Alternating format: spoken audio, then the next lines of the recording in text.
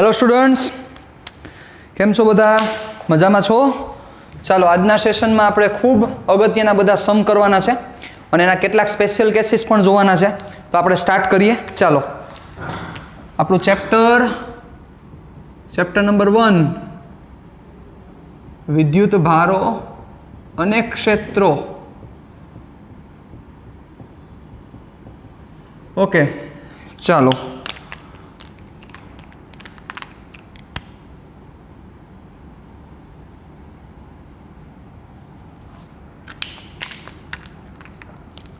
તો એમાં જે પ્રશ્ન છે, ચાલો જોજો. એક્સ્ટ્રા સમ જ ચાલે છે તમારા, બધા ઇમ્પોર્ટન્ટ સમ ચાલે છે. ચાલો જોજો. એક રિંગના કોઈ ભાગ પર લેમ્બડા જેટલી સમાન વિદ્યુત ભાર ઘનતા ધરાવતો વિદ્યુત ભાર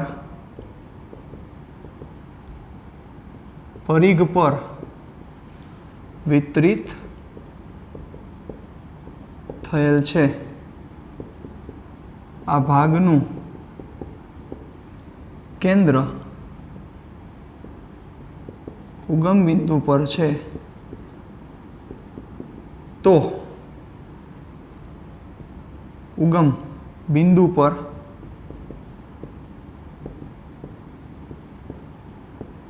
વિદ્યુત ક્ષેત્ર મેળવો. ઓકે, ચાલો ધ્યાન દેજો બરોબર રીતે.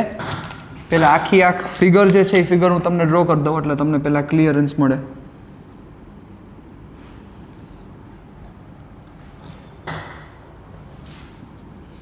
ઓકે, આ એક્સ એક્સિસ, વાય એક્સિસ, આ એનું ઉગમ બિંદુ. ચાલો, એક આખી રિંગ છે. એ રિંગનો એક આપણે ખાલી થોડોક ભાગ લઈએ છીએ. ચાલો, આ ભાગ રિંગનો એક ભાગ. ઓકે, રિંગ આખી રહેલી છે કે જેનું સેન્ટર એક્ઝેક્ટ અહીંયા છે. એ રિંગની ત્રિજ્યા પણ આપણે લઈ લઈએ. આર જેટલી ત્રિજ્યાની રિંગ છે. આ ત્રિજ્યા કેટલી છે? આર છે. ડન. ચાલો, આ રિંગના પરિઘ પર લેમ્બડા જેટલી વિદ્યુતભાર ઘનતા ધરાવતો વિદ્યુતભાર સમાન રીતે વિતરિત થયેલ છે. અને રિંગનો આ જે છેડો છે એ ઉગમ બિંદુ સાથે કેટલાનો કોણ બનાવે છે? થીટાનો. ઓકે, ઉગમ બિંદુ સાથે કેટલાનો ખૂણો રચે છે? એ થીટા. એટલે આપણે એ પણ દેખાડી દઈએ. ચાલો જોજો. આ જે આખો એંગલ છે, આ એંગલ આખો, એને દેખાડું છું અહીંયા હું થીટા. આ એંગલ. ચાલો, તો હવે આ રિંગનો જે આ ભાગ છે, આ રિંગના ભાગને લીધે ઉગમ બિંદુએ તમારે ક્ષેત્ર મેળવવાનું છે, વિદ્યુત ક્ષેત્ર. આવો સમ છે, બહુ સારો સમ છે. અને આનું જે ફોર્મ્યુલા આવશે એ ફોર્મ્યુલા ડાયરેક્ટ યાદ રાખવાનું થશે તમારે. પણ આ સમને કન્ડક્ટ કઈ રીતના કરવો, હેન્ડલ કઈ રીતના કરવો, એ જ ઇમ્પોર્ટન્ટ છે. શરૂઆત થઈ ગઈ સમની સમજવાની, તમને એ વસ્તુ સમજાઈ ગઈ કે કેમ કરવું, પછી તો કાંઈ મોટી મેટર હોતી જ નથી, ક્યારેય નથી હોતી, જે તમે ઓલરેડી જાણો છો.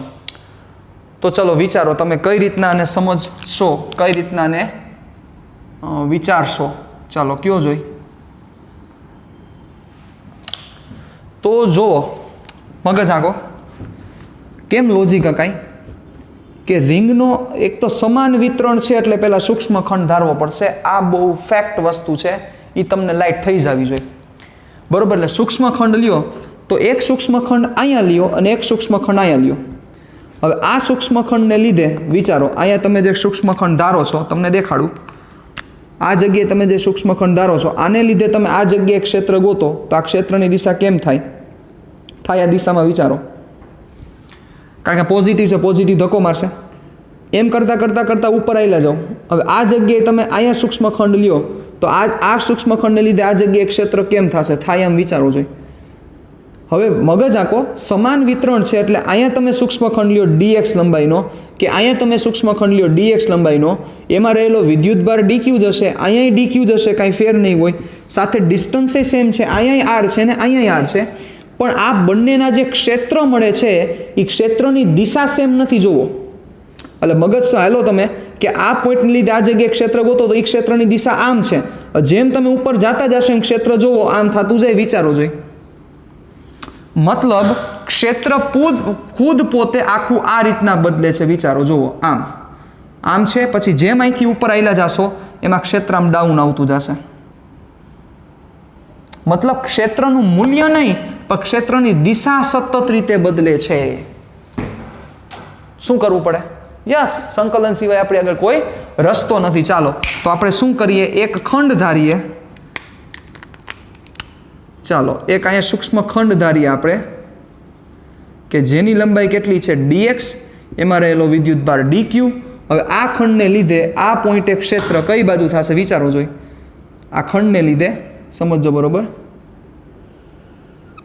આ ખંડને લીધે ખૂબ જ નાનો ખંડ છે, એને લીધે ક્ષેત્ર થાય આ દિશામાં. વિચારો, એ ક્ષેત્રને નામ આપી દઈએ આપણે DE.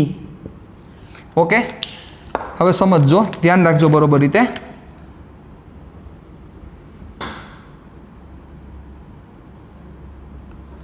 ચાલો હવે વિચારો તમે, જે હું તમને કહેવા માંગુ છું કે જેમ આ ખંડ મૂવમેન્ટ કરશે એમ આ એંગલ મૂવમેન્ટ કરશે. તો કમ્પલસરી મારે અહીંયા એંગલ લેવો પડશે. એટલે વિચારો, ડીનો એક ઘટક કોસ જશે, ડીનો એક ઘટક સાઇન જશે. આ જેમ અપ જશે એમ આ એંગલ ફરશે, એંગલ ફરશે એમ કોસ ફરશે, એ જ રીતના સાઇન બદલશે. એનો મિનિંગ તમે સમજી ગયા? તમારે સંકલન કોસ અને સાઇન બંનેનું કરવું પડશે, કારણ કે બંને ઘટક વેરી થાય છે. એ વિચારો, ડીનો એક ઘટક કોસ ગયો, ડીનો એક ઘટક સાઇન ગયો. હવે અહીંથી આ જેવો અપ જશે તો આનો જે વિદ્યુત ક્ષેત્રનો સદિશ છે એક્ઝેક્ટ આમ આવશે. તો સાઇન કોમ્પોનન્ટ વધશે, કોસ કોમ્પોનન્ટ ઘટશે. આ કેસમાં વિચારી લ્યો તો એક્ઝેક્ટ કોસ હશે, સાઇન નહીં હોય. તેનું મિનિંગ કોસ પણ બદલે છે, સાથે સાથે સાઇન પણ બદલે છે. એટલે ક્ષેત્રના બંને ઘટકો બદલે છે. તો એ બંને ઘટકોનો તમારે સમન્વય કરવો પડશે સાહેબ. સંકલનમાં તમારે શું લેવું પડે? વિદ્યુત ક્ષેત્રનું સંકલન કરવું પડે, કારણ કે તમે ડી નું સંકલન કરશો ત્યારે એ મળે. તો ડી ના જ બે ભાગ પડી જશે, ડી કોસ થીટા અને ડી સાઇન થીટા. કામ પૂરું થઈ ગયું. ક્લિયર? ચાલો તો શું કરવું પડશે? એક પેલા એંગલ ધારવો પડે. ચાલો વિચારો, એટલે એક એંગલ આપણે ધારીએ. એ થીટા ન લેવાય, કારણ કે થીટા તો આપેલી વેલ્યુ છે, થીટા આપેલ કિંમત છે, એટલે થીટા વેરી નથી થતો. એટલે આ થીટાની કિંમત 90 હોય, થીટાની કિંમત 180 હોય, ઘણા બધાના સ્પેશિયલ કેસ પણ છે, એ પછી આપણે ચર્ચા કરીએ. એટલે અહીંયા થીટા નવો ધારવો પડશે. સપોઝ થીટા આપણે લઈએ ફાઈ. તો જે તમે થીટા ધારતા હોય કે જે મુવમેન્ટ કરતો હોય એનો જ આ સૂક્ષ્મ ભાગ હોય સાહેબ. એટલે આ થાય તમારો ડી ફાઈ. ખાસ મગજમાં રાખજો. યાદ કરો, તમે થીટા વેરી થતો હોય થીટા, તો તમે ડી થીટા ધારતા હતા, કારણ કે એનું જ સંકલન કરવાનું હોય. એમાં અહીંયા ફાઈ વેરી થાય છે. જુઓ, આ અહીંયા હોય તો ફાઈ બદલી જાય, આ અહીંયા હોય તો ફાઈ બદલી જાય. ફાઈ વેરી થાય છે તો જે સૂક્ષ્મખંડ હોય એમાં જે એંગલ આવે એ જે વેરી થતો વેરિયેબલ હોય એનો જ એંગલ નહીં આવે. આ વસ્તુને ખાસ મગજમાં રાખજો, લોચા ન મારતા પ્લીઝ. ચાલો વધી આગળ શું થશે? આ ફાઈ થાય તો ઓબ્વિયસ છે આ પણ શું થશે? ફાઈ થશે. તો એક ઘટક અહીંયા ગયો, એક ઘટક અહીંયા જશે. ચાલો ધ્યાન રાખજો બરોબર રીતે શું થશે.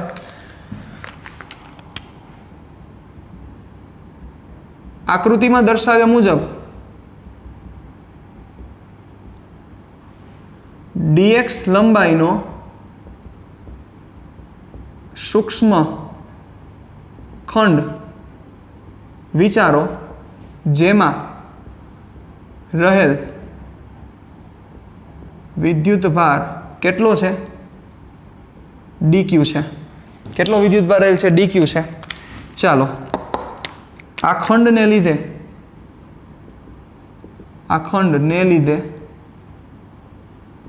ક્યાં પાસે? ઉગમ બિંદુ પાસે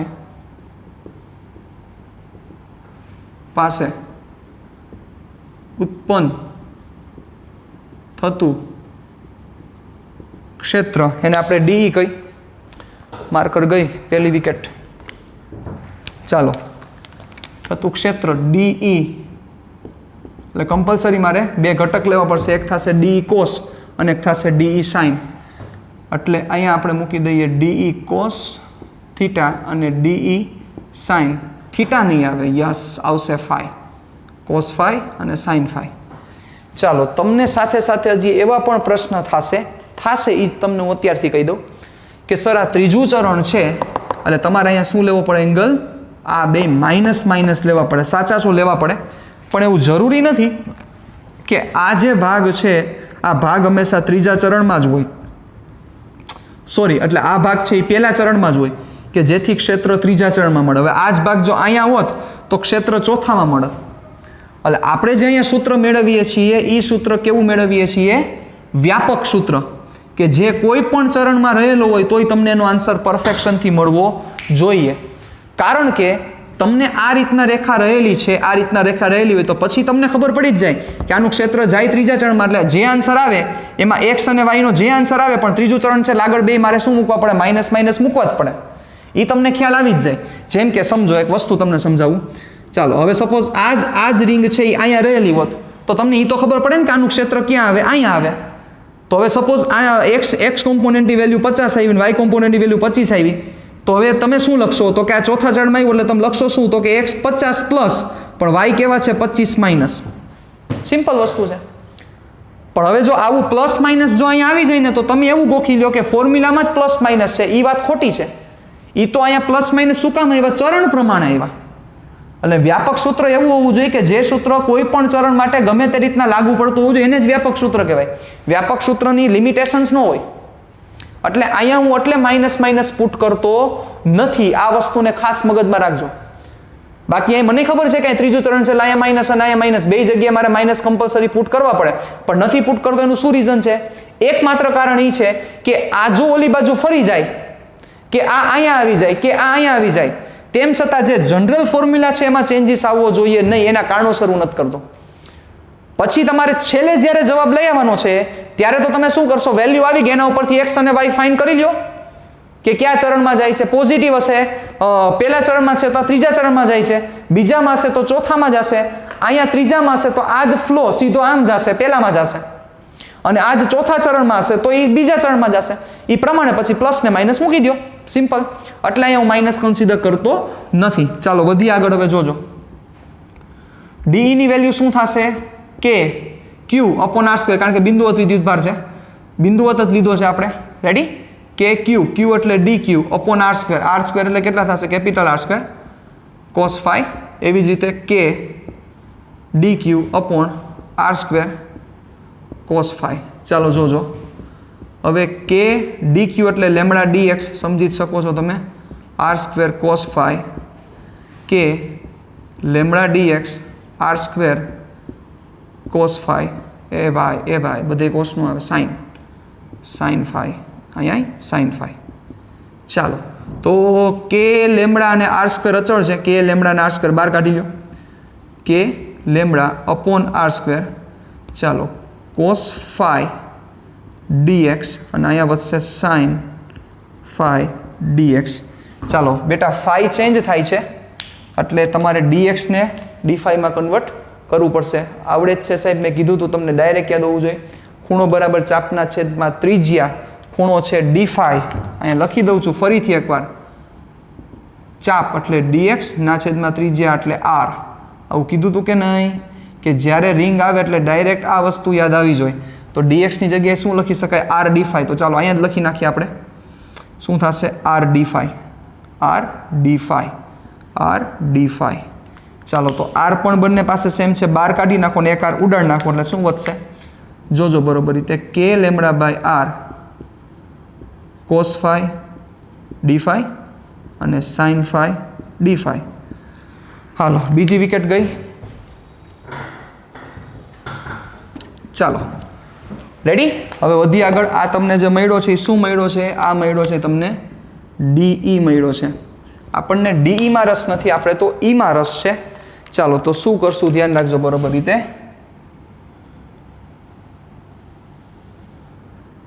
તો શું થશે, રિંગના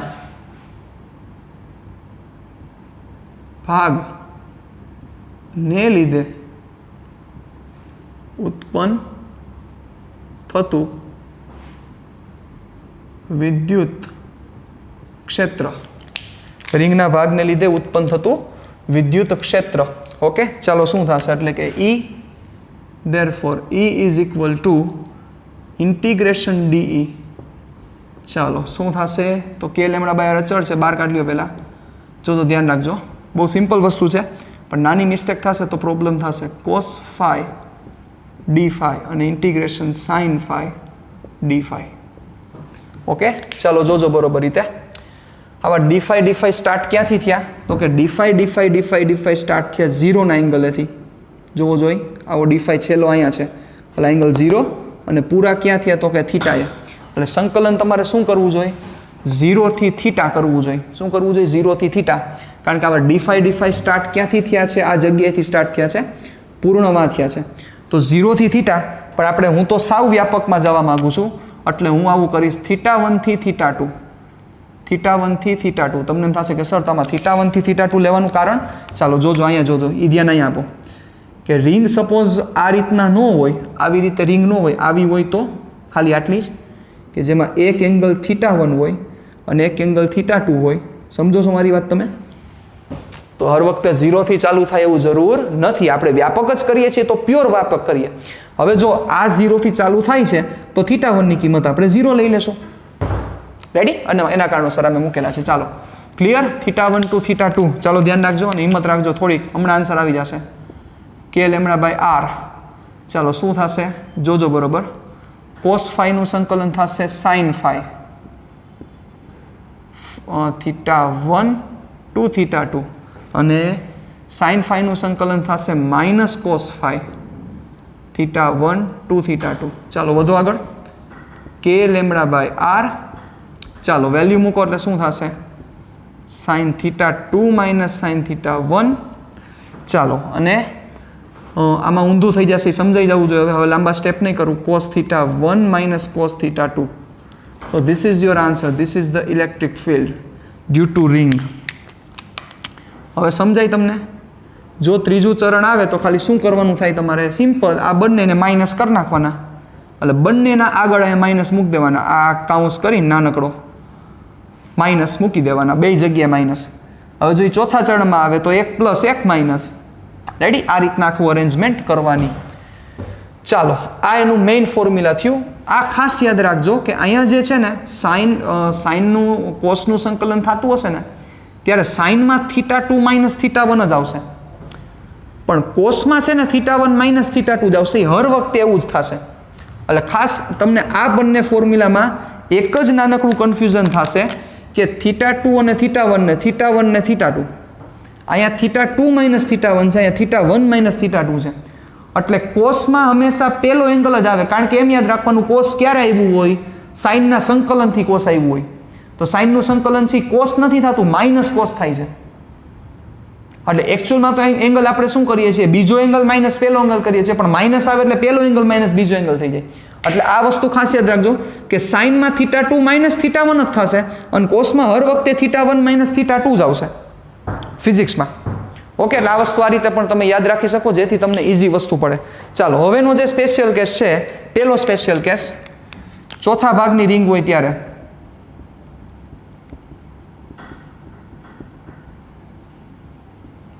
ચાલો સ્પેશિયલ કેસ નંબર 1 જોજો.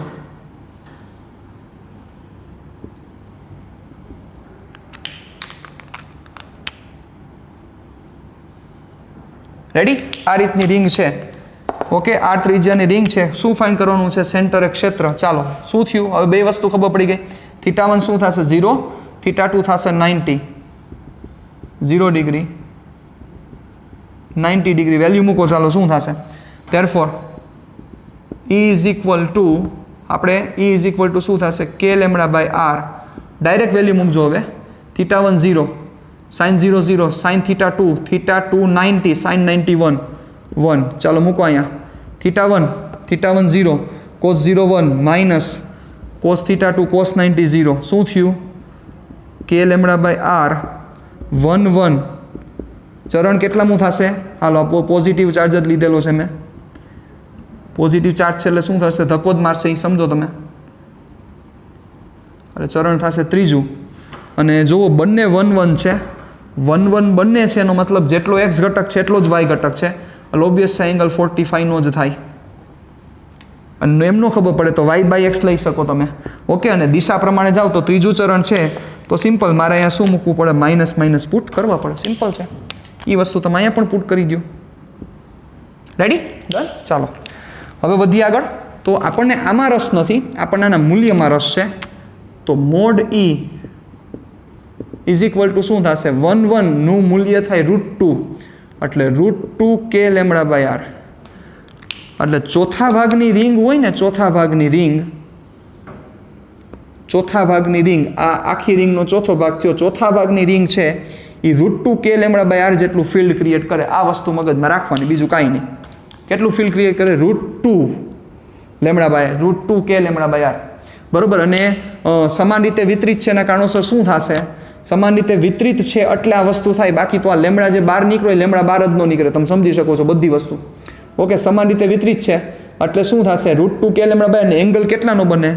તો કે 45 ના એંગલ જ હોય. કેટલાનો એંગલ હોય? 45 નો એંગલ જ હોય. આ વસ્તુ આટલી યાદ રાખવાની. બરોબર. હવે આ જ સ્પેશિયલ કેસને આપણે ઓલી બાજુ ટ્રાન્સફર કરી દઈએ. જોજો, પહેલાં બુકમાં વ્યવસ્થિત રીતે આખું લખી નાખો. હું થોડોક સાઈડમાં વહી જાઉં છું. તમારે આખું વ્યવસ્થિત રીતે લખવું પડશે સાહેબ. ચાલો પતાવો. ડન. ચાલો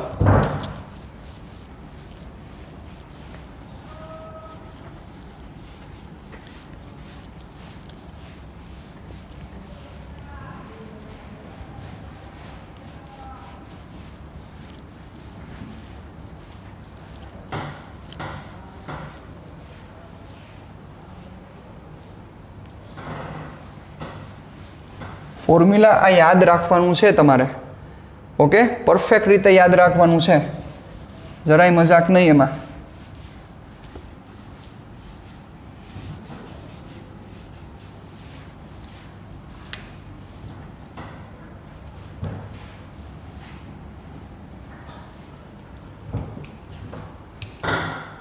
ચલો, સ્પેશિયલ કેસ પહેલો હતો.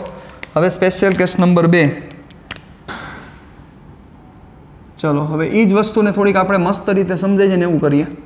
હવે એ જ રિંગ જો એ જ ચોથા ભાગની રિંગ અહીંયા હોય તો શું થાય? સમજો, કાંઈ ન થાય, એટલો જ આન્સર આવે. પણ એ √2 k લેમ્બડા/r અહીંયા થાય. 45 નો એંગલ અહીંયા થાય. રેડી? એટલે તમે શું પુટ કરો? આનો કોમ્પોનેન્ટ લઈ લ્યો તમે, એટલે પ્લસ ને માઇનસ આન્સર આવે. કારણ કે x કોમ્પોનેન્ટ પ્લસ આવશે અને y કોમ્પોનેન્ટ માઇનસ આવશે. રેડી? ચાલો પછી ત્રીજો કેસ જોજો બરોબર રીતે. કેસ નંબર 3 આની જગ્યાએ આમ દીધેલું હોય. ચાલો જોજો.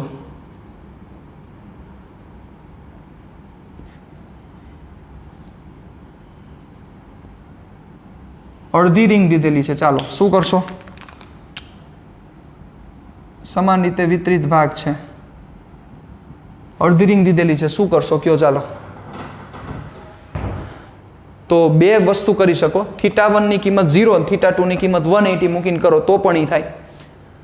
એ રીતના કરો તો કંઈ પ્રશ્ન નથી, પણ હું ના પાડું છું એવું નથી કરવું. આપણે આવું કરીએ. આ અડધી રિંગ છે તો ચોથી ભાગના બે રિંગ વિચારી લ્યો. તો આ રિંગનો નેટ આન્સર કેટલો થાય? √2 k લેમ્બડા/r. આ રિંગનો કેટલો આન્સર થાય? √2 k લેમ્બડા/r. આ 45 તો ઓબ્વિયસ છે આ બે વચ્ચેનો એંગલ કેટલાનો થાય? 90 નો જ થાય. સિમ્પલ છે. અને આ બે વચ્ચેનો એંગલ 90 નો થાય તો હવે આ જગ્યાએ પરિણામી વિદ્યુત ક્ષેત્ર કેટલું થાય? આ બંનેનો સરવાળો ને. તો આ બંનેનો સરવાળો બે સમાન સદિશ 90 ના એંગલ હોય તેનો નેટ આન્સર કેટલો થાય? √2 ગણો થાય. યાદ કરો, √2 ગણો. એટલે √2 ગણો કોનો? કોઈ પણ એકની વેલ્યુ, એટલે √2 k લેમ્બડા/r. એટલે કેટલા થાય? √2 × √2 એટલે 2 k લેમ્બડા/r. આ તમારો આન્સર થાય ઇલેક્ટ્રિક ફિલ્ડનો. બરોબર ને? દિશા કઈ બાજુ થશે? સિમ્પલ, દિશા થશે નીચેની તરફ. અને એ કઈ થાય? નેગેટિવ y થઈ. જુઓ, નેગેટિવ y. ઓબ્વિયસ છે ને? બે સેમ વેક્ટર છે, 90 નો એંગલ છે. આ 45 એનો પરિણામી સદિશ 90 ના એંગલે પરિણામી સદિશ હોય એ 45 જ આવે, કારણ કે બેની વેલ્યુ સેમ છે. એક્ઝેક્ટ સેન્ટરમાંથી નીકળે. 60 હોય તો 30 નીકળે. તો આ રીતે કરી શકો. નહીં આ જ વસ્તુ તમારે અહીંથી ફાઇન કરવી તો પણ થઈ શકે. θ1 બરાબર 0 લઈ લો, θ2 બરાબર 180 લ્યો, થઈ શકે, કોઈ ઇસ્યુ નથી. ચાલો હજી એક વેરિએશન નંબર 4 જોજો બરોબર રીતે. ચાલો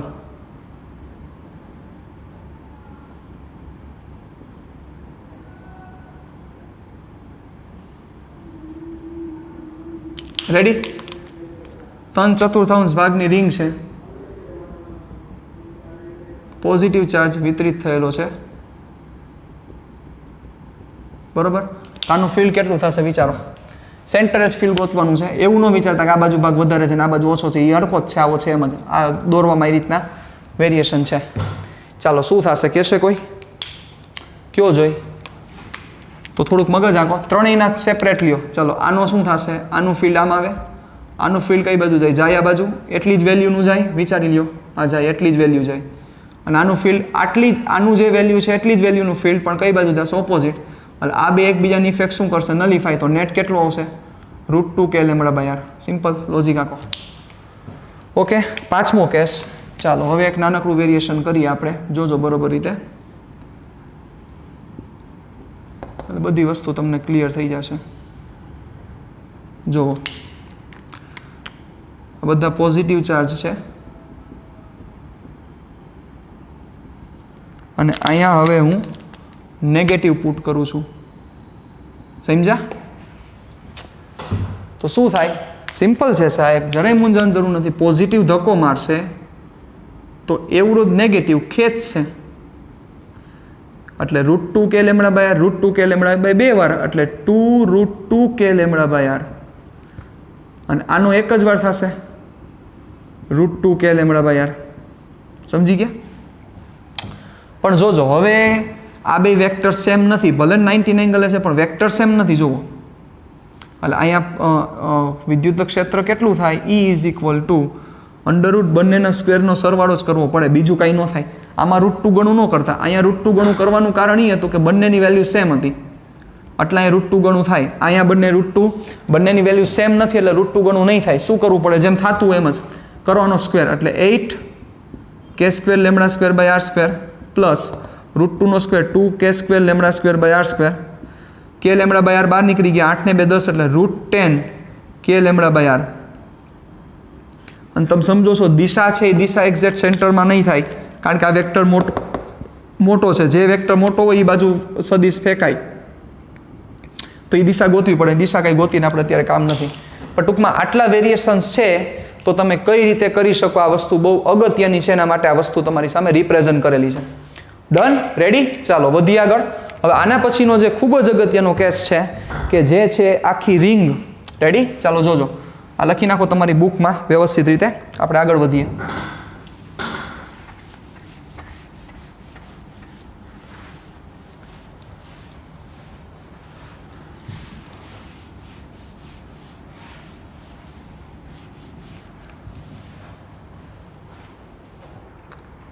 ચાલો જોજો,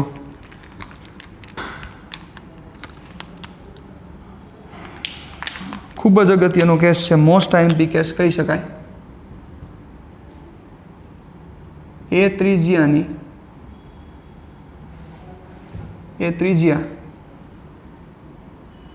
ત્રિજ્યા ધરાવતી અને ક્યુ જેટલો સમાન વિદ્યુત ભાર વિતરણ ધરાવતી રિંગના કેન્દ્રથી રિંગની અક્ષ પર x જેટલા અંતરે વિદ્યુત ક્ષેત્ર મેળવો.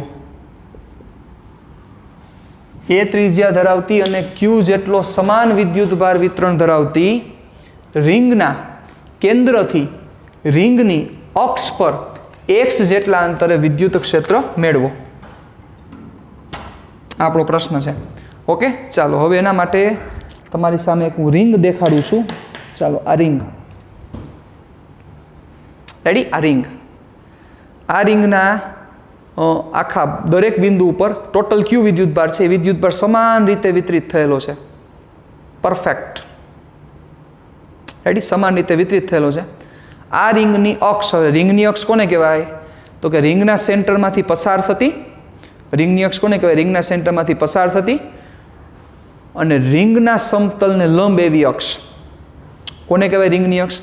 रिंगना सेंटरमांथी पसार थती ने रिंगना समतलने आ समतल एने लंब एटले आ रिंगनी अक्ष थई। रेडी? आ रिंगनी अक्ष। क्लियर? डन? चालो वधी आगळ हवे। तो शुं कीधुं छे? आ रिंग उपर समान विद्युतभार वितरण थयेलुं छे, परफेक्टली डिस्ट्रीब्यूटेड थयेलुं छे। आ रिंगनी अक्ष पर एटले आ रिंगनी अक्ष पर रिंगना केंद्रथी एक्स जेटला अंतर एटले सपोज आ जग्याए કેટલું અંતર છે? આ સેન્ટરથી આ જે ડિસ્ટન્સ છે એક્સ, આ જગ્યાએ તમારે શું ગોતવાનું છે? આ રિંગને લીધે ઉદ્ભવતું વિદ્યુત ક્ષેત્ર મેળવવાનું છે। એટલે આ રિંગની અક્ષ પર એક્સ જેટલા અંતરે તમારે વિદ્યુત ક્ષેત્ર મેળવવાનું છે। ક્લિયર? વસ્તુ સમજી ગયા આખી? એ વસ્તુને તમારી સામે પહેલાં હું ડ્રો કરી નાખું, પછી આપણે એને થોડુંક ડિટેલમાં સમજીએ।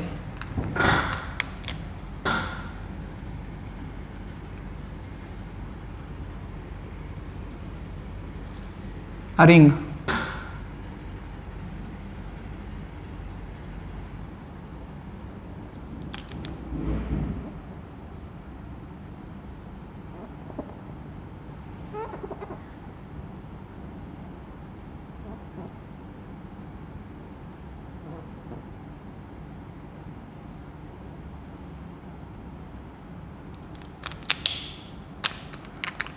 ચાલો આ રિંગનું કેન્દ્ર, ઓકે, રિંગનું કેન્દ્રને ઓ કહી દઈએ।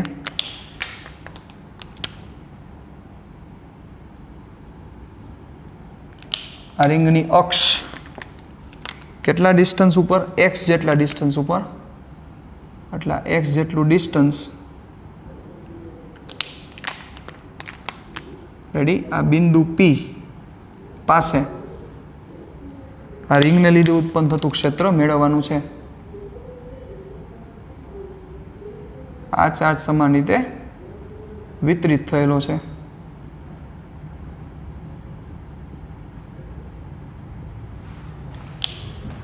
મસ્ત થઈ ગયું ને? ચાલો કેમ કરશું? મસ્ત તો થઈ ગયું, પણ જવાબ લઈ આવવો જ ઇમ્પોર્ટન્ટ છે આનો। ચાલો વિચારો, શું લોજિક હાલે છે તમારું? કોઈ કહે છે?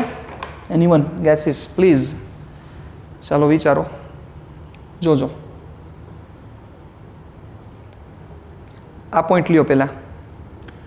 હવે જે મારી એક વસ્તુ એ સમજો, શું પહેલાં દરેક આ જે ભાગ છે, દરેક ભાગ છે, આ દરેક ભાગને લીધે એક વસ્તુ તો તમે સમજી ગયા, સમાન વિતરણ છે એટલે તમારે સૂક્ષ્મ ભાગ તો ધારવો જ પડશે, એના વગર તો કોઈ શક્યતા જ નથી। તો પહેલો પ્રશ્ન એ છે, શું આ દરેક ભાગને લીધે આ જગ્યાએ ઉત્પન્ન થતું ક્ષેત્રની કિંમત સરખી હશે? વિચારો તો। આ દરેક ભાગને લીધે, સમજો બરોબર, આ દરેક ભાગને લીધે આ પોઈન્ટે ઉત્પન્ન થતા ક્ષેત્રનું મૂલ્ય સરખું હશે? મૂલ્ય બોલું છું, થોડુંક લોજિક આખો, ચાલો તમારું મગજ મારે જોઈ છે તાકાતથી, અહીંયા 3Dમાં જ ચર્ચા થશે, બીજી કોઈ શક્યતા જ નથી। ચલો આ વસ્તુને જો વિચારો તમે, થોડુંક લોજિક આંકી શકતા હોય તો અહીંથી આ જે રિંગનું આ જે સેન્ટર મળ્યું તમને, બરાબર, રિંગના સેન્ટરથી આ જે પોઈન્ટ મળ્યું, બચ્ચાઓ આ દરેક બિંદુથી આ પોઈન્ટનું અંતર સરખું જ થાય। શું બોલ્યો? આ રિંગના દરેક બિંદુથી આ પોઈન્ટનું અંતર સરખું થાય। વિચારો, તમને એમ લોજિક ન હાલે તો એ લોજિકને હું થોડુંક ટ્રાન્સફર કરી દઉં, આમ કરો ઘડીક વાર, ચાલો ડિસ્ટન્સ મારે સરખું કરવા માટે। જો એક્ઝેક્ટ સેન્ટરમાં છે, આ છે બરાબર, તો આ બધા એલિમેન્ટ છે એનાથી આ જે ડિસ્ટન્સ છે એ સેમ જ થાય। તમે વિચારો, અહીંથી આવું લોજિક આંકો જોઈએ, હાલો આ રીતના મગજ આંકો જોઈએ। શંકુ વિચારો, શંકુ, આ શંકુનું સેન્ટરનો પોઈન્ટ છે, ઉપલો ટોપવાળો ભાગ છે, તો અહીંથી આમ નથી થતું, જોવો જોઈએ છે, તો બધાના ડિસ્ટન્સ કેવા થશે? સેમ જ થાય। સમજી ગયા આખી વસ્તુ? ટૂંકમાં આમ વિચારો, અરે કોણ વિચારો ને, કોણ નથી ખાતા આપણે, કોણ આમ જ હોય કે ન હોય? વિચારો જોઈએ આમ। તો આ જે સેન્ટરનો પોઈન્ટ છે, એ સેન્ટરના પોઈન્ટથી આ બધાનું ડિસ્ટન્સ કેવું થયું? સેમ જ થયું કે ન થયું? તિર્યક ઊંચાઈ કહેતા, તમે યાદ કરો ધોરણ 10માં, કેવું થાય? સેમ જ થાય. મતલબ આવી જાઓ પાછા હવે આ રીતે કે આ પોઈન્ટે આ બધા ખંડનું અંતર સેમ જ છે એટલે ક્ષેત્રની કિંમત તો સરખી જ આવશે, પણ દિશા કિંમત સરખી છે પણ વેક્ટર સરખો આવે એવું જરૂરી નથી, કારણ કે દિશા બહુ અગત્યનો ભાગ ભજવે છે. તમારામાં દિશા કન્સિડર કરો, વિચારો. ચાલો સૌથી ઉપલો ભાગ લ્યો. ચાલો સૌથી ઉપલો ભાગ એક્ઝેક્ટ હું આમ વિચારું છું. ચાલો સૌથી ઉપલા ભાગને લીધે આ જગ્યાએ ઉત્પન્ન થતું ક્ષેત્ર વિચારો. આમ ધક્કો મારશે આ જગ્યાએ, પોઝિટિવ ચાર્જ લીધો છે આપણે, ધક્કો મારે, ચાલો એ ધક્કો આમ લાગશે, વિચારો આ પોઈન્ટ. ઓકે, એટલે આનો ધક્કો એક્ઝેક્ટ આમ લાગ્યો તો વિચારો એની એક્ઝેક્ટ સામેનો પોઈન્ટ લ્યો તમે, એક્ઝેક્ટ સામેનો પોઈન્ટ, તો એ જ ધક્કો ઉપરની બાજુ મારે કે ન મારે? વિચારો જોઈએ. ક્લિયર? હવે આંખજો મગજો. એક્ઝેક્ટ ઉપલો ભાગ ફરીથી આપણે ચર્ચા કરીએ. સૌથી ઉપલો ભાગ, એક્ઝેક્ટ ઉપલો ભાગ, એ આ પોઈન્ટને કઈ બાજુ ધક્કો મારશે? આમ મારે ધક્કો. અને એક્ઝેક્ટ આ નીચલો ભાગ, આની સામેનો એક્ઝેક્ટ ભાગ છે જે જોડ મેં લીધેલી છે, એક જોડ અને આ સામેનો ભાગ, એ એક્ઝેક્ટ કઈ બાજુ ફોર્સ મારશે? તો કે ઉપરની તરફ ફોર્સ મારશે. એ દેખાડો અહીંયા, જોજો. હવે ધ્યાન રાખજો બરોબર રીતે. જે મેં એ ખંડ લીધો તો એ ખંડ આ છે અને બીજો ખંડ એક્ઝેક્ટ એની સામેનો ખંડ આ છે. ત્રિજ્યા મેં કેટલી લીધેલી છે, કેટલી મેન્શન કરેલી છે? એ જેટલી. આ એ જેટલી એની ત્રિજ્યા છે. તો વિચારો જોઈએ, આ ખંડને લીધે આ જગ્યાએ ઉત્પન્ન થતું ક્ષેત્ર, હાંકો મગજ, થાય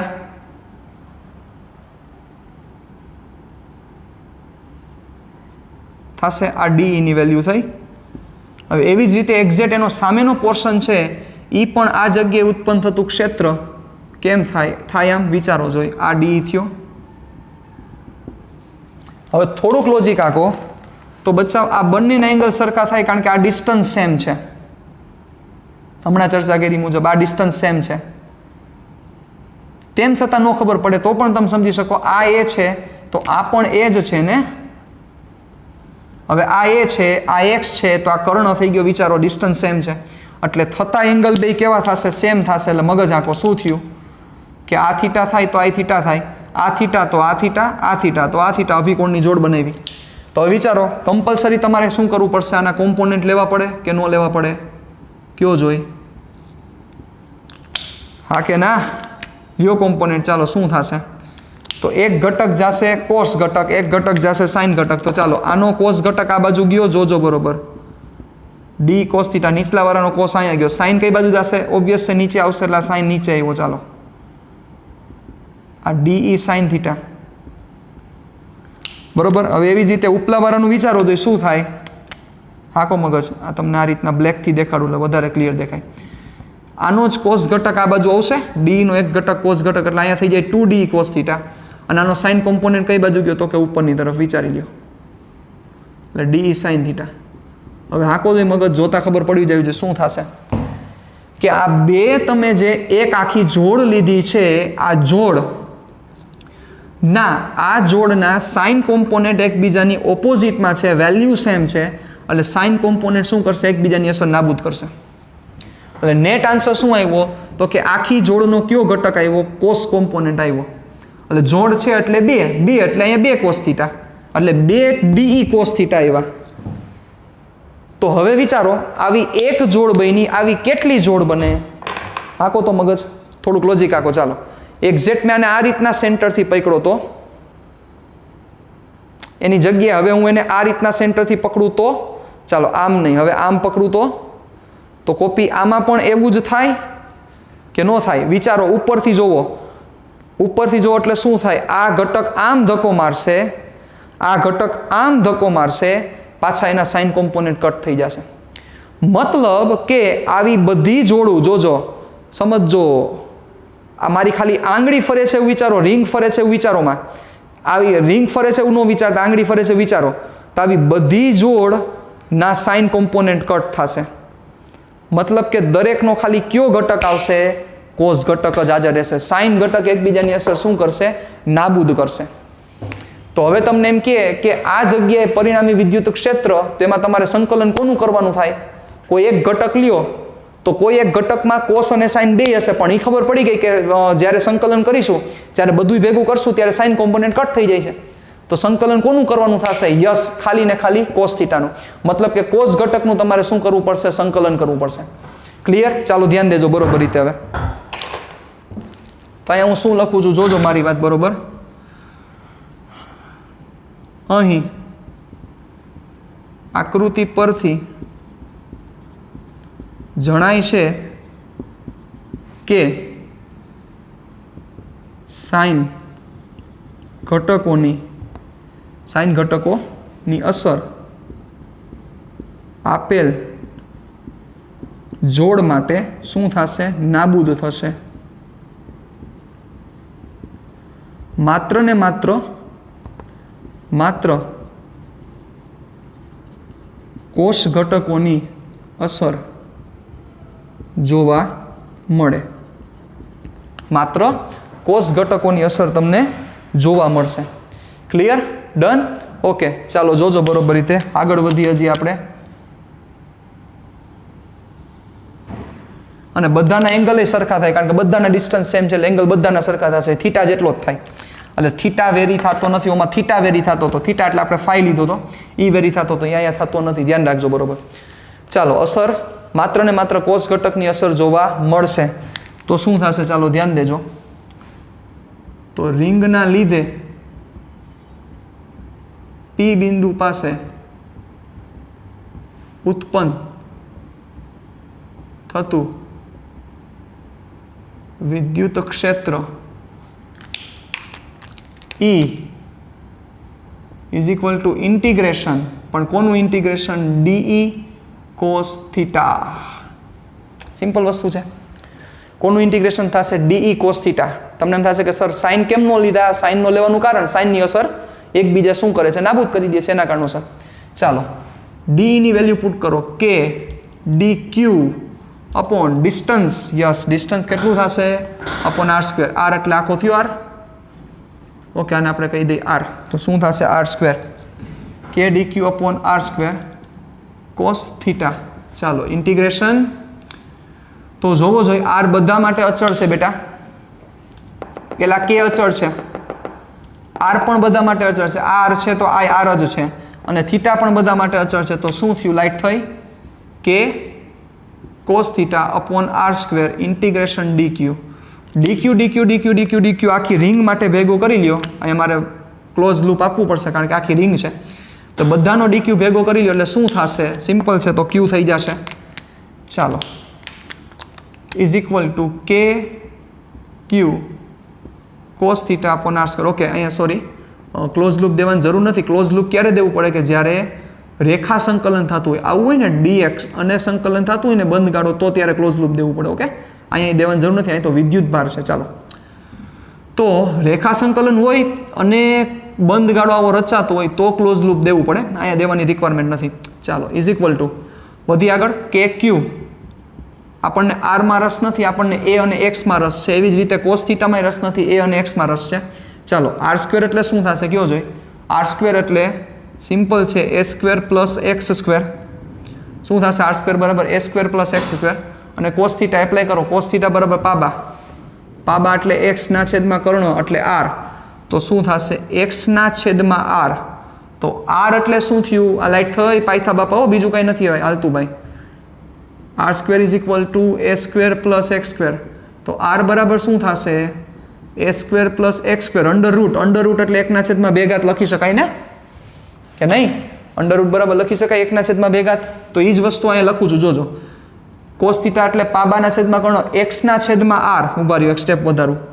is equal to K Q X upon, જોજો, A square plus X square R. R એટલે શું થશે? A સ્ક્વેર પ્લસ X સ્ક્વેરની કેટલી ઘાત? 1/2. કાંઈ ન હોય તો 1 અને 1/2 બીજી. ચાલો, તો આ બે ઘાતને ભેગી કરો જોઈએ. આ 1 પાવર, આ 1/2 પાવર. 1 પ્લસ 1/2 એટલે 1 પ્લસ અડધો, દોઢ એટલે 3/2. તો શું થયું? ખૂબ જ અગત્યનું formula K Q X upon A square plus X square raise to 3/2. This is the electric field due to ring. એટલે કે રિંગના લીધે ઉત્પન્ન થતું વિદ્યુત ક્ષેત્ર. રિંગના લીધે ઉત્પન્ન થતા વિદ્યુત ક્ષેત્રની કિંમત આ છે સાહેબ, E બરાબર KQX/A² plus X² raise to 3/2. આ સૂત્ર તમારે યાદ રાખવાનું છે સાહેબ, પરફેક્ટલી યાદ રાખવાનું છે. એટલે તમને આખું પ્રશ્ન સાથે આ સૂત્ર યાદ હોવું જોઈએ. પ્રશ્ન સાથે સૂત્ર યાદનો મતલબ શું થાય કે પ્રશ્ન શું છે તો કે તમને આ રીતે યાદ હોવું જોઈએ. રિંગ સમાન વિદ્યુતભાર Q જેટલો વિદ્યુતભાર સમાન રીતે વિતરિત છે. એ રિંગના કેન્દ્રથી રિંગની અક્ષ ઉપર x જેટલા અંતરે ક્ષેત્રની કિંમત કેટલી થાય? KQX/A² plus X² raise to 3/2. અને ડિરેક્શન કયો તો x ની દિશા થાય. બરોબર, આપણે જે x ધાર્યો છે એ દિશામાં થાય, કારણ કે પોઝિટિવ ચાર્જ છે. અને નેગેટિવ ચાર્જ હોય તો નેટ ઇલેક્ટ્રિક ફિલ્ડ આ દિશામાં ન થાય. અત્યારે જે પોઝિટિવ ચાર્જ છે એટલે નેટ ઇલેક્ટ્રિક ફિલ્ડ આ દિશામાં થયું, આ E નેટ થયું. બરોબર, અને જો નેગેટિવ ચાર્જ હોય તો આ વેક્ટર ઓલી બાજુ ટ્રાન્સફર થઈ જાય, બીજો કાંઈ ફેર ન પડે. ક્લિયર? ડન? તો આ વસ્તુને ખાસ પહેલાં મગજમાં ક્લિયર કરીને રાખવી પડશે તમારે. ચાલો, ઓકે, ગોટ ઇટ. હવે તમને એવું પૂછે કે રિંગના કેન્દ્ર પર વિદ્યુત ક્ષેત્ર કેટલું થાય? તો જોવો, એક વસ્તુ આપણે સમજીએ. હવે આ બધી જે ચર્ચા કરી છે ને, આ બધું તમારું JEE નીટ જ છે, હો, જોજો. કારણ કે આવું ક્યાંય ટેક્સ્ટ બુકમાં નથી દીધું, એટલે વળી ધ્યાન રાખજો. બરોબર, રિંગના કેન્દ્ર પર શું થશે? રિંગનું કેન્દ્ર હોય તો x = 0 થઈ જાય. રિંગના કેન્દ્ર x = 0 મૂકો, x = 0, બધું 0 થઈ ગયું સાહેબ. એટલે વિદ્યુત ક્ષેત્ર થઈ જાય 0. એટલે રિંગના સેન્ટરે ક્ષેત્ર 0, તો 0 જ હોય ને ભાઈ, આખો મગજ. આ બધો પોઝિટિવ ચાર્જ વિતરિત થયો હોય તો સેન્ટરે કયો બધા એક બાજુ આમાં ધક્કા જ મારતા હોય તો નેટ ફિલ્ડ કેટલું થાય? 0 જ થાય.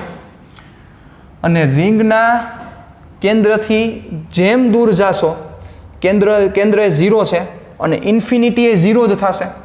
સમજી શકો છો? કારણ કે અનંત અંતરે તો શું થઈ જાય? 0 જ થઈ જવાની વાત છે. સિમ્પલ વસ્તુ છે. અને એક વસ્તુ તમે બીજી એક લોજિક આંકો, હું તમને સમજાવું. જોજો, ધ્યાન રાખજો, જો એટલે તમને બધી વસ્તુ સમજાઈ જશે. હાલો, આ રિંગના કેન્દ્ર ઉપર 0 થયું. ચાલો હવે જોજો, જો x is very greater than a હોય તો મતલબ કે આ જે x છે, જે ડિસ્ટન્સ લીધું છે એ ખૂબ મોટું હોય તો એ કરતાં, તો ઓબ્વિયસ છે A² ને શું કરી શકાય? અવગણી શકાય. તો શું થશે? ધેરફોર E = KQX/A² ને અવગણી નાખો તો શું થાય? x² ની 3/2 બે ઉડાડ નાખો એટલે થશે KQX/X³. ઘાત ઉડાડો એટલે 2 વૈધા શું થયું? KQ/X². કોનું ફોર્મ્યુલા આવ્યું? આ બિંદુવત વિદ્યુતભાર. તો આવે જ ને બિંદુવત વિદ્યુતભારનું ફોર્મ્યુલા. શું કામ આવે? વિચારો જોઈએ. ખૂબ દૂર હોય તો રિંગ આવડી દેખાય જ નહીં, નાનકડો વિદ્યુતભાર છે એવું જ લાગે, સિમ્પલ છે. તેનો મતલબ કે અનંત અંતરે પણ ક્ષેત્ર કેટલું થાય? તો કે 0 થાય, કારણ કે x = ∞ મૂકી દો અહીંયા. તો શું થાય? એટલે રિંગના કેન્દ્રથી અનંત અંતરે E = 0 થાય.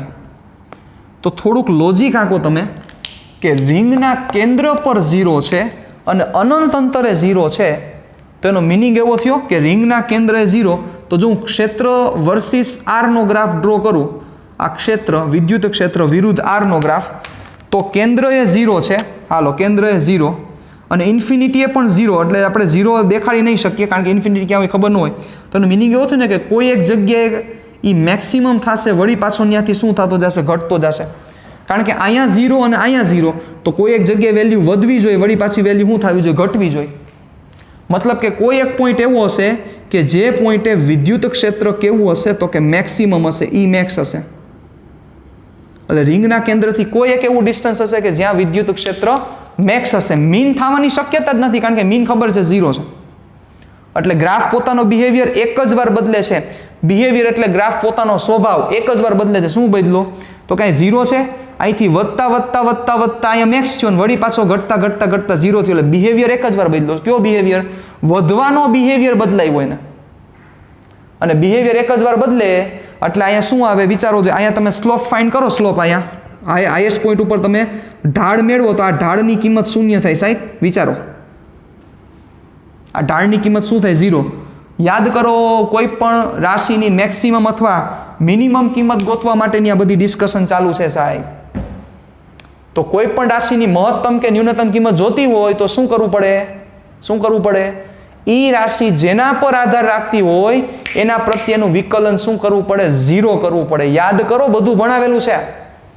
કોઈ પણ રાશિની મહત્તમ કે ન્યૂનતમ કિંમત જોતી હોય તો ઈ રાશિ જેના પર આધારિત હોય એના પ્રત્યેનું વિકલન શું કરવું પડે? 0 કરવું પડે. કરો હાલો, એ હવે ગોતવું છે. હવેનું કામ ઈ છે. JEE માં પૂછાઈ ગયેલો પ્રશ્ન છે સાહેબ કે ઈની મેક્સિમમ વેલ્યુ, આ જ પ્રશ્ન, આ જ રિંગ, આ જ બધી વસ્તુ, પ્રશ્ન એવો પૂછેલો છે કે x ની કઈ કિંમત માટે વિદ્યુત ક્ષેત્ર મેક્સિમમ થાય? શું પ્રશ્ન છે? x ની કઈ કિંમત માટે વિદ્યુત ક્ષેત્ર શું થશે? મેક્સિમમ. આવો પ્રશ્ન પૂછેલો છે સાહેબ. હાલો કરો, શું થશે? વધી આગળ, ચાલો હિંમત રાખજો કારણ કે વિકલન આવશે. હાલો જવા દઉં છું, આ બધું બુકમાં લખી નાખજો તમારી રીતે. ચાલો આ અહીંથી આપણે સ્ટાર્ટ કરવાનું થશે. ચાલો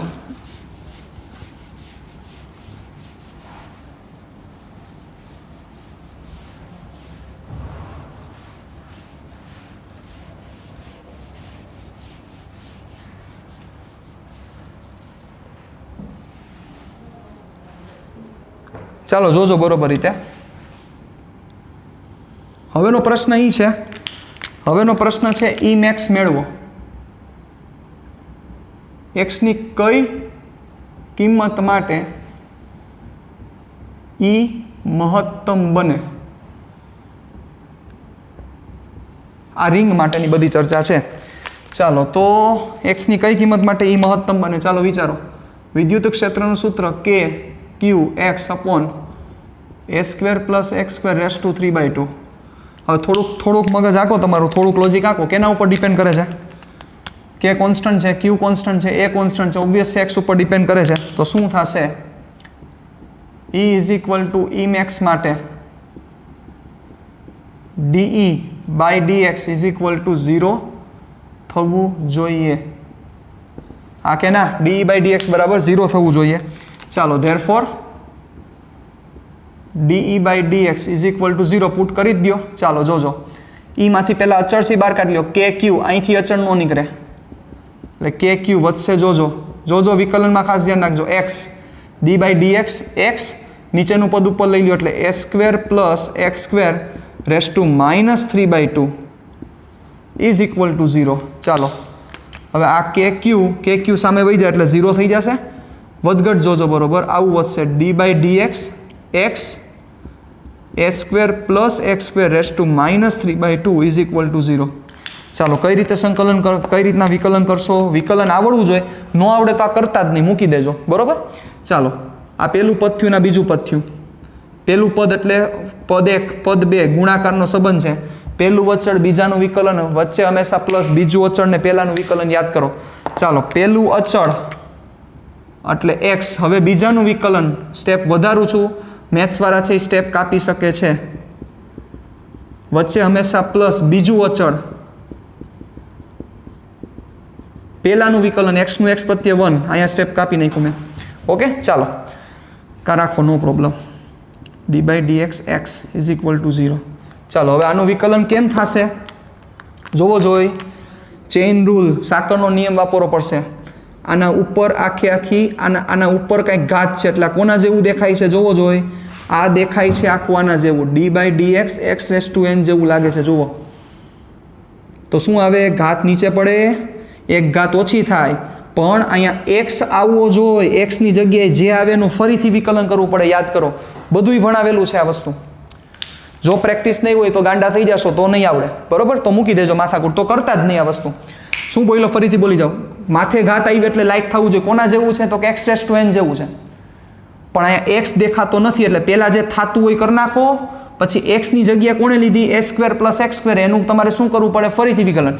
નથી સમજાતું? સાંભળો, આના ઉપર કંઈક ઘાત છે તો આ ઘાતવાળું ટર્મ કયું આવે પહેલાં એ વિચારાય. યસ, ઘાતવાળું એક ટર્મ જ આવે એક્સ રેસ ટુ n. તો એનું શું કરો છો? સિમ્પલ કરો છો. જે ઘાત છે એ ઘાત નીચે, એક ઘાત ઓછી કરો. ચાલો કરો. Therefore x. ચાલો આનું વિકલન કરો શું થાય? ઘાત નીચે -3/2, એક ઘાત ઓછી એટલે a² પ્લસ x², -3/2 -1 કરી નાખ્યું થતું હતું. પણ આવું ક્યારે થાય? જો અહીંયા x હોય તો ને, x ની આ ઘાત હોય તો ને. x ની ઘાત નથી તો x નું સ્થાન કોને લીધું? a² પ્લસ x² સ્થાન લીધું છે. તો એક્સનું જે સ્થાન લે એનું તમારે કેવું વિકલન કરવું પડે? ફરીથી વિકલન કરવું પડે. તો કરો ફરીથી વિકલન. શું થાય? D by D X A square plus X સ્ક્વેરનું ફરીથી વિકલન. યસ, એક્સનું સ્થાન કોને લીધું? એક્સનું સ્થાન લીધું છે એ સ્ક્વેર પ્લસ એક્સ સ્ક્વેરે. એક્સનું સ્થાન જે લે ને એનું ફરીથી વિકલન કરવાનું થાય તમારે. એટલે એક્સનું સ્થાન કોને લીધું છે? એ સ્ક્વેર પ્લસ એક્સ સ્ક્વેર, એનું ફરીથી વિકલન.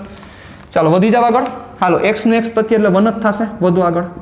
એ square plus X square raise to -3/2 is equal to 0. ચાલો શું થશે બોલી જાઓ. વ્યવહારે થતું હોય કરો પહેલાં. ચલો પહેલાં આ કરી નાખો, આ વિકલન કરી નાખો એટલે આપણા સ્ટેપ ઘટે. જોજો -3x/2 એ સ્ક્વેર પ્લસ એક્સ સ્ક્વેર, આની કેટલી ઘાત થશે બેટા? -5/2. બે લસા લઈ લ્યો, -3 -2 એટલે -5/2. ડી બાય ડી એક્સ વિકલન કરો, એ અચળ છે, અચળનું વિકલન 0 પ્લસ એક્સ સ્ક્વેરનું એક્સ પ્રત્યે એટલે શું થશે? 2x. ઘાત નીચે એક ઘાત ઓછી. ચાલો શું વધ્યું અહીંયા? Plus A square plus X square raise to -3/2 is equal to 0. Clear? Done. ચાલો હવે જોજો 0 + 2x એટલે 2x થઈ ગયો. આ બગો અને ઓલો બગો કટ કરી નાખો, એક્સમાં જવા દો. ચાલો એટલે જોજો આવું થશે.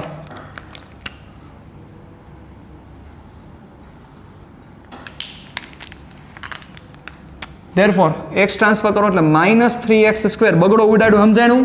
0 + 2x એટલે 2x. આ બગડો અંશમાં, આ બગડો છેદમાં એટલે ઉડાડ્યો.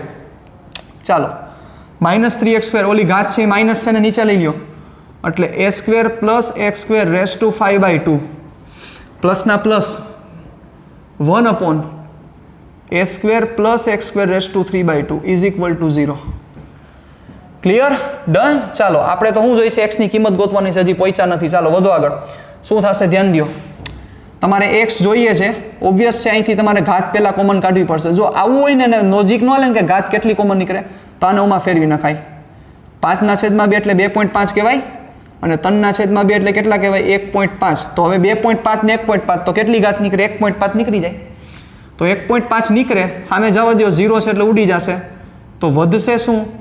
2.5 માંથી 1.5 નીકળી ગયા એટલે એક જ ઘાત વધી પ્લસ, અને અહીંયા તો બધું નીકળી ગયું છે એટલે 1 ઇઝ ઇક્વલ ટુ 0. હાલો ઠેકાડો આ બાજુ, કામ પૂરું થઈ ગયું તમારું, હવે લાંબુ નથી કાંઈ. 3x² ના છેદમાં a² + x² is equal two 1. આપો અને આ બાજુ 3x² is equal to a² + x². 2x² લાઈટ થઈ is equal to a². x² is equal to a²/2. Therefore x is equal to ± a/√2. This is your answer. કે x is equal to ± a/√2 પાસે જ્યાં a છે એ ત્રિજ્યા છે, જો એ ત્રિજ્યા r લેવાની કીધી હોય તો r લેવાની.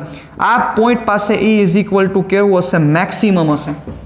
e ની કિંમત કેવી હશે? મેક્સિમમ હશે. હવે એમ કે e મેક્સની કિંમત કેટલી? તો એ ખબર પડી ગઈ કે એની મેક્સિમમ કિંમત ક્યાં હશે? x બરાબર a/√2 એ. તો e x ની કિંમત આમાં મૂકી દો સમીકરણ 1 માં. એટલે e મેક્સ તમારે મેળવવાનું છે, મારે નહીં. e મેક્સ બરાબર કેટલા? એટલે સમીકરણ 1 માં શું મૂકવું પડશે? સમી 1 માં x ની કિંમત મૂકતા, કોની કિંમત મૂકતા? x ની કિંમત મૂકી દો એટલે તમને શું મળી જશે? e ની મેક્સિમમ વેલ્યુ મળી જશે. હાલો ડન. ક્લિયર? કાંઈ નવીન વસ્તુ છે નહીં, પણ આ વસ્તુ આખી આ જે ડેરિવેશન છે એમાં વિકલન ને બધી વસ્તુ પરફેક્ટ આવડે તો થાય, બાકી થાય નહીં. એટલે આનો મિનિંગ એવો થાય a/√2 એ મેક્સિમમ થશે. એટલે a/√2 થી આગળ એ ઓછું હશે, a/√2 થી પાછળ એ ઘટતું જશે. a/√2 એ આખો કેવો થાય? તો કે ગ્રાફ મેક્સિમમ થાય.